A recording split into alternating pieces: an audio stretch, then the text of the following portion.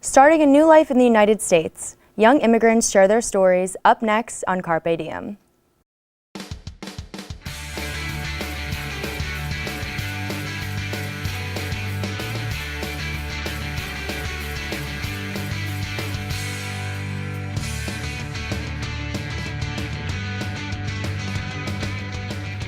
Hello and welcome to Carpe Diem. I'm your host, Jacquie Moore. Today's program is part of the MSU School of Communication and Media Focus on Immigration project.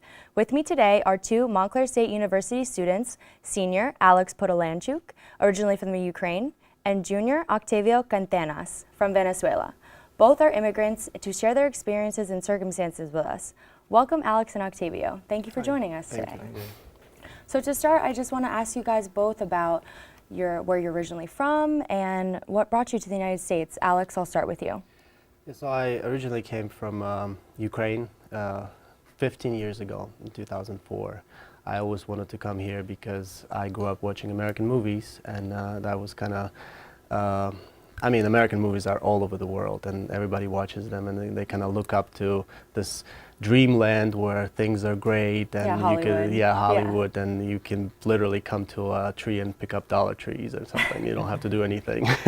So then, I wish. So then I came over here, and I remember stepping off that plane, and the sliding doors in the airport open, and you just you're like in the movies, like yellow cabs and everything. It's just like magical at first because you come to this magical place, you think, but then the reality of finding work and trying to make it hits you fast. So right. You have to kind of get in that, and it just it's kind of hard at first, but it gets better.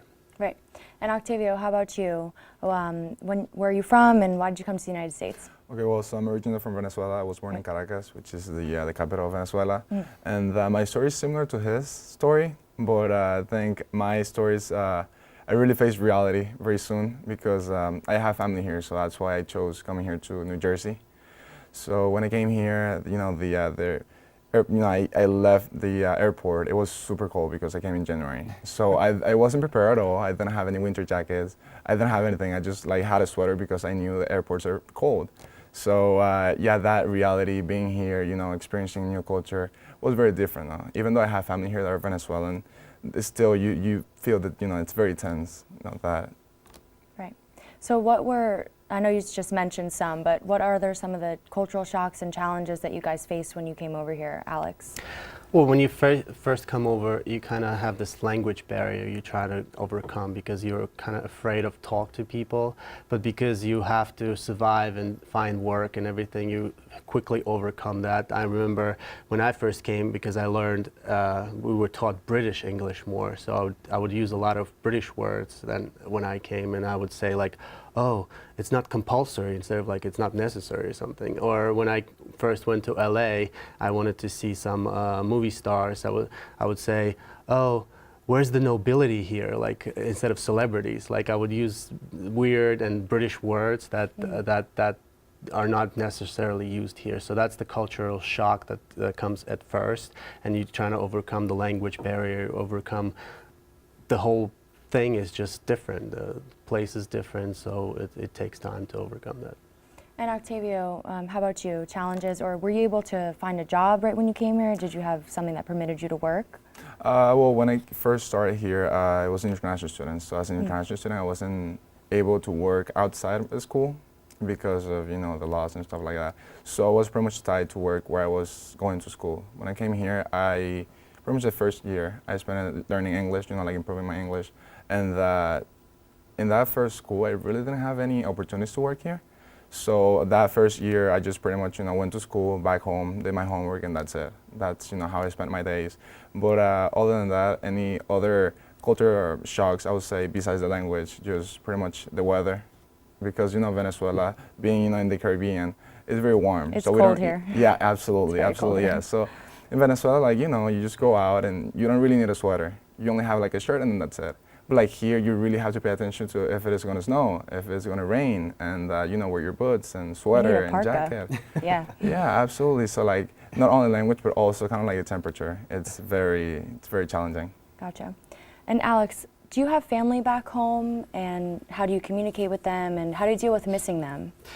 Well, it's very hard at first because, I mean, at first you just kind of on vacation, but then it turns into like, oh, where's my parents and where's my friends and everything. And I notice with a lot of immigrants, from the first to the third year, you kind of go through withdrawal from your culture and you really want to go home. Like second year and third year, you just want to go home so bad, you just want to drop everything and just go and see your friends, see your relatives. I mean, hug your grandma that might be sick or something. It's extremely hard sometimes because sometimes your relatives could be sick at home and you can't even go and see them. So it is difficult, but then after third and fourth year, you kind of adjust here to this life here and start to forget, and that becomes better and better. But yeah, so my parents over there are live in the eastern Ukraine, and they kind of they didn't want me to come here, and they kind of said, oh, you just were supposed to come for the summer, but I stayed over, and they blame me ever since that I'm just like, oh, we never liked that country, but since it stole our sound, we hate it, or something like that. So it's just controversial because my parents are not really for me being here, but I made really a choice to come here, and I'm standing by it. Gotcha. And I know that your dad sent you a video recently about what's been happening in the Ukraine. Yeah. There are a lot of things going on. We have a civil war in Ukraine right now, and it's basically the east and west. The eastern Ukraine is overcome by troops supported by Russia, and they come over and they try to take over that territory. So they've been bombing the city my city called Donetsk in the eastern Ukraine, and literally you walk around the streets and all of a sudden the bomb starts falling from the sky, and if you're not ducking in, if you're not hiding, you'll get hurt. So can you describe some of the footage that we see in this video? Yeah, in the video it shows that the city's being, like the airport in the distance, being bombed, and there's a lot of pats walking around because people left overnight because the war started and people left their pats and everything. So it's just chaotic, and then they start bombing this area in the distance, and that's because I don't know, they bombed the airport, and then they started to bomb the train station. So my father is just standing on the balcony and kind of capturing all that, and it's gruesomeness. And does it drive you crazy that your parents are in the middle of this and you're not there to support them or be with them? It's tough because I can't really go to that area. It's in the middle of a war zone, and it just there's no access to it. So my parents are kind of locked into that in that area as well, and it's just unbelievable. This is all happening. It just I'm sure that's really hard. Now, Octavio, I know that there's trouble back in your homeland of Venezuela as well. So can you tell me about that conflict and how it affects you, your family, and even your friends that are there? Absolutely. Well, I think it was past weekend when we had a concert in Venezuela. It was kind of like the war between Venezuela and Colombia. They were trying to raise funds and raise awareness of what was happening in Venezuela, and that admit that we need help. So the day after, that's when several countries started. United States, with Puerto Rico, Colombia, they were helping our people to sending humanitarian aid. So they were sending these trucks that when going from Colombia to Venezuela through the border, that bridge, and so the government wasn't really interested in that aid, so they didn't allow it. So what they did was that they set it on fire, and so yeah, and being in a country where you don't have medicine, you don't have resources, you have people literally eating out of garbage cans and eating garbage, trash. Wow. That's horrible. Yeah, just burning down those trucks just because, not your ego, but just because you don't agree with it. I think that's not fair enough. So I have friends, or maybe not my friends, but they have family members that actually were going to be benefited by those that medicine that was exactly. So we know that you talked to your friends back home about this, your friend Oriana Gonzalez, and we actually have the audio, so let's listen to what she has to say. Entonces, en primera instancia uno presentía que eso no iba a ser tan fácil que entrara al país así como así. Cuando logra entrar, bueno, por lo menos yo sentí un aire de alivio porque ya entró, porque tengo un familiar que va a ser beneficiado de la ayuda humanitaria y en concha, le sufre de diabetes, necesita los medicamentos, ya van a llegar, ¿sabes? Hasta aquí en Venezuela el primer camión.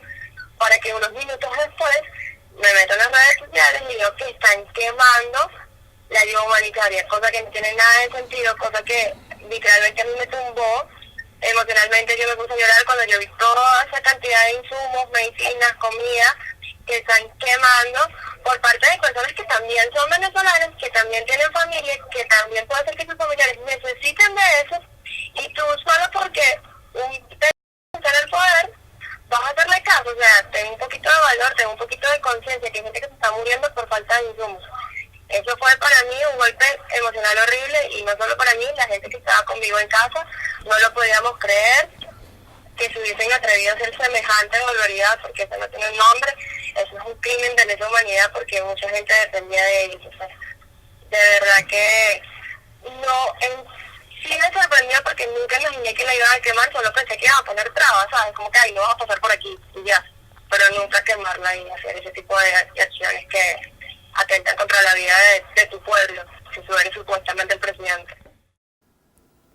That was a very powerful phone call. That's crazy. How does that affect you? How do you feel about that?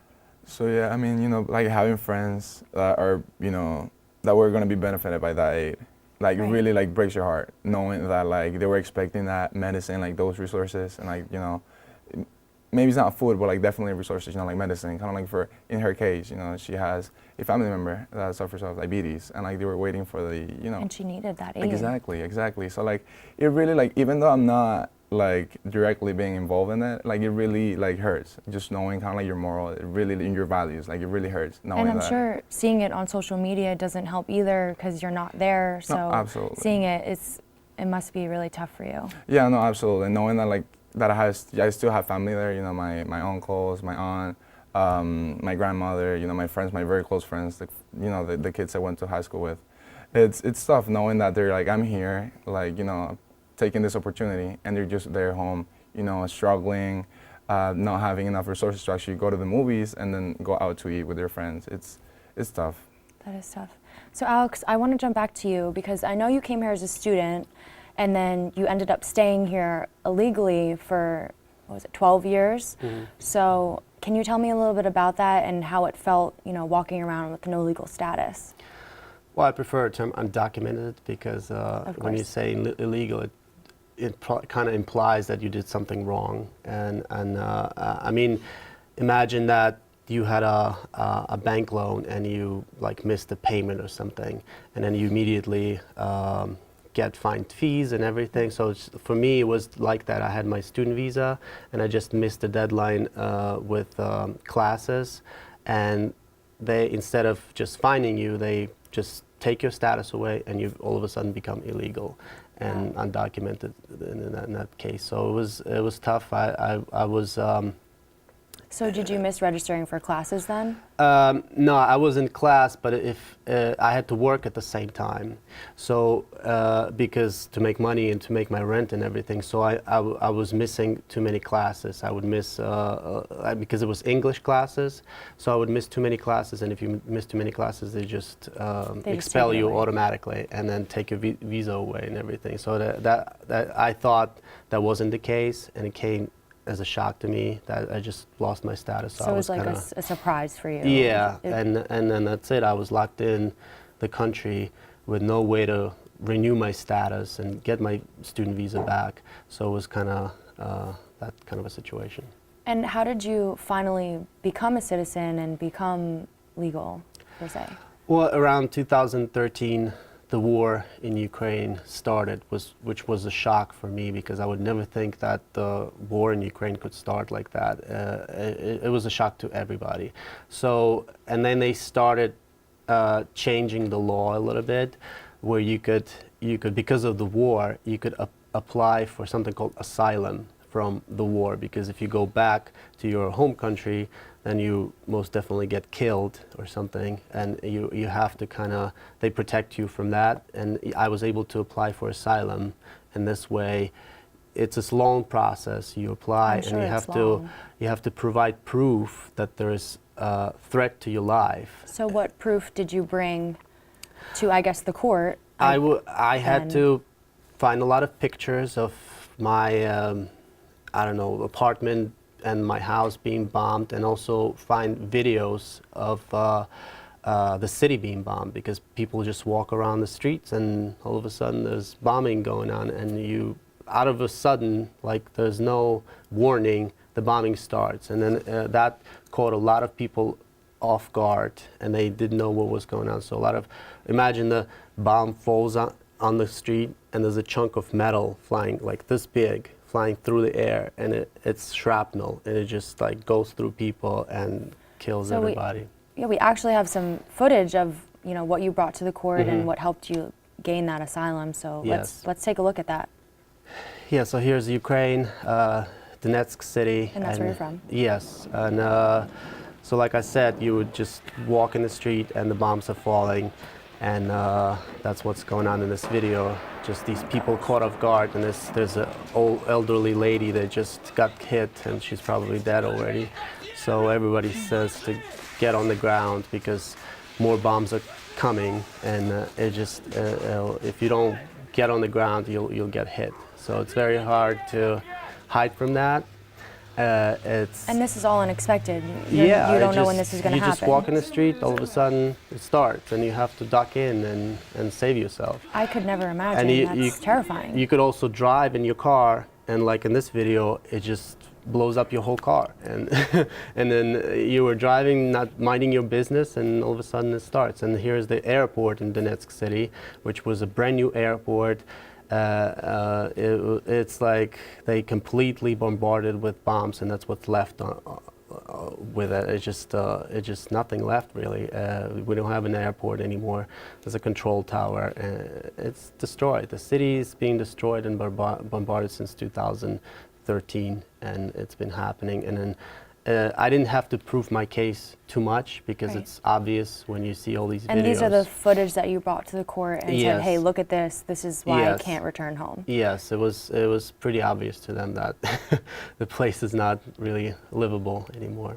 Yeah, and that's so scary, and that's where you grew up, so I could only imagine how... Yeah, the hardest part is... How hard that is. Because, I mean, for me it was my family first, because I have a little sister, and she was 8 years old.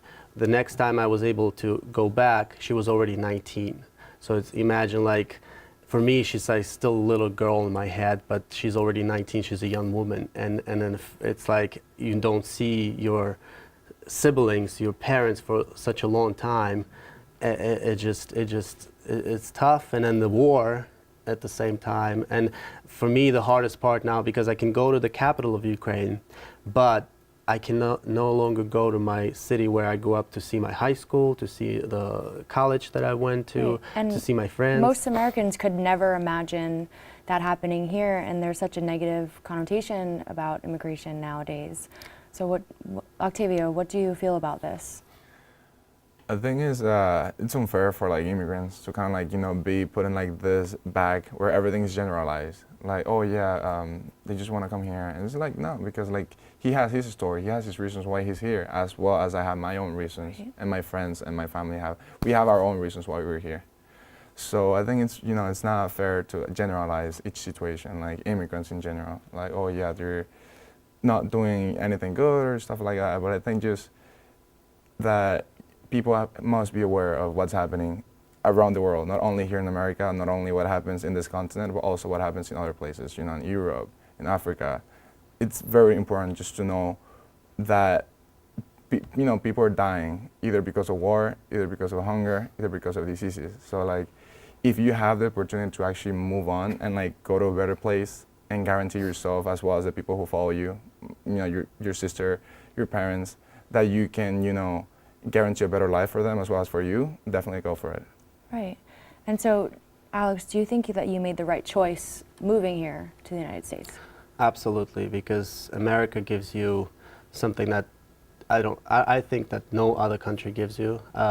Because people talk about why everybody comes to America. I think it's the only country in the world that has all the countries in one country, and it's very unique Melting like that. pot. Yeah, so no country in the world you have that all the countries are together. That's why kind of people here get along, and if you don't like something, you can just go back to your home country or whatever. But it's just it's the culture of togetherness that brings people together. And so for those people who are anti-immigration, and they say, oh, these people come over, they take our jobs. When I first came to America, I used to do construction and hard labor with masonry and stuff. So I would work from 7 a.m. to 7 p.m. laying bricks. It's a And long then day. Americans do not want that job, so they would not do it for $8 an hour like I did in the beginning. So it was very tough work, and there's market here for jobs that Americans don't really want, and then nobody's taking their jobs because Americans don't want them. And it's people don't know, and they say about immigrants, oh, they're coming and taking something from them. I don't know why. So what is it like being an immigrant? Have you felt like people have viewed you differently or treated you differently, Octavio? I mean, I personally haven't had any experiences like that. I'm actually super glad that I never felt any type of rejection just because I'm an immigrant, because I have an accent. Not at all.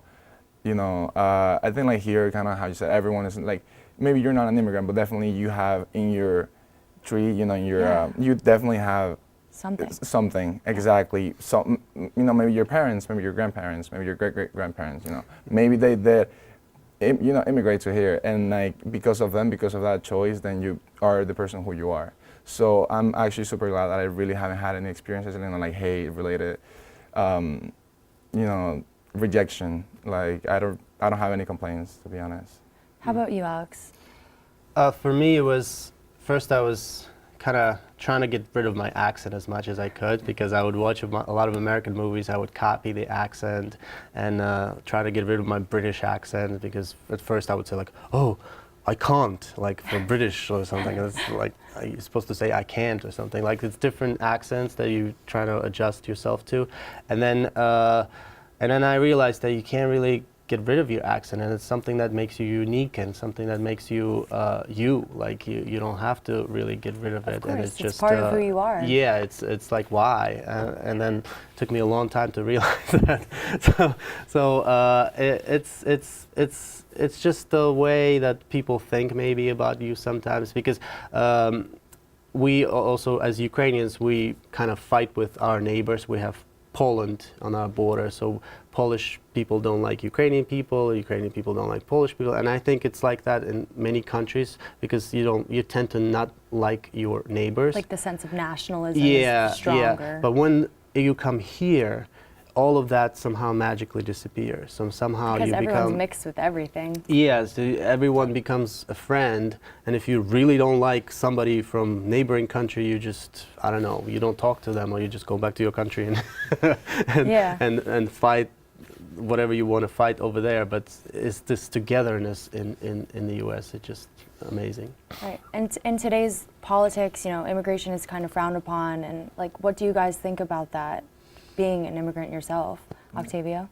I think it's kind of like at the same time, I kind of understand. I actually try to understand. I try to be objective, because I see a lot of people, being very subjective when, sharing their opinions. Like, oh, I don't know why they do this, or I don't know why they take this, actions. But like, if you're objective and you kind of like get to like analyze and think what you're doing, you're just trying to like ensure like their people are safe, and like, they satisfy pretty much their needs. Because like I understand, kind of like, because they have priorities. Kind of like my priority will be my family, my friends, and if I can help someone else, I would definitely do it. But like, to me, I first have to take care of myself so I can take care of others. Because if I'm not in a position, in a good position, then how am I supposed to help you? How can I help you? So I definitely I've seen, as Hispanic, I've seen that there's a lot of misunderstandings, as well as debates around like the current situation of the whole country, and not only America but also other countries. So I try not to like really dive in because I see a lot of people who like, you know, really live for that. And so I tend to have a general knowledge of what's happening, but I try not to like, you know, be very involved into it. I just live my life and, you know, hope for the best. Yeah. What about you, Alex? Well, I think the politics kind of being dictated by the current administration, which I don't like, but also for people who anti-immigration, there's only one piece of advice for them, from me, because we're in a country that immigrants country, so everybody came from somewhere. It's not as if your ancestors didn't come from somewhere and you turn around and say, oh, I mean, I don't want any more immigrants, they're like taking away from us. They bring in something new. That's the diversity that they're bringing, and then that's what America's all about. Yeah, making the country really great based on that, on diversity and all the good things that they bring in from their culture. And that's a great thing to have, and I don't see anything that should be against that. Okay, so finally I just want to ask you guys really quick, what do you think that immigrants bring to this country? Octavio, we'll start with you. Perfect. I think everything, to be honest. I think from, you know, jobs to culture to, you know, different genes, you know, not only like culturally wise, but also, you know, biological. You have, you know, different genes, you have different traits. And that, I think, I really love that mixture. Kind of like that you're here in Montclair and then you can see, you know, people from all the type of the world, you know, from everywhere. Yeah, our school is so diverse. Exactly. So you go to, for example, I'm from Western New York. So you go to Western New York and then you have that little town, which is like, you know, there's a lot of Hispanic people. You go to Montclair and then you have, so like, it's so diverse that you see a little bit of everything. You go to New York and it's even greater. So I'm just very glad that you can see your own people as well as other people, and you grow from that. I grow from you, and then. And how about you, Alex? I mean, Sure. chicken Kiev. Yeah. That's from Ukraine. Pierogies, the famous dish. I don't know. Just It's a lot culture of in general. food and culture and everything that comes, good things, just good things. That's awesome.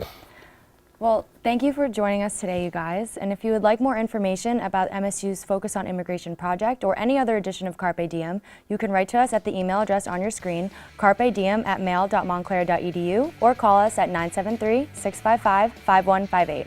For Carpe Diem, I'm Jacquie Moore. Thanks for watching.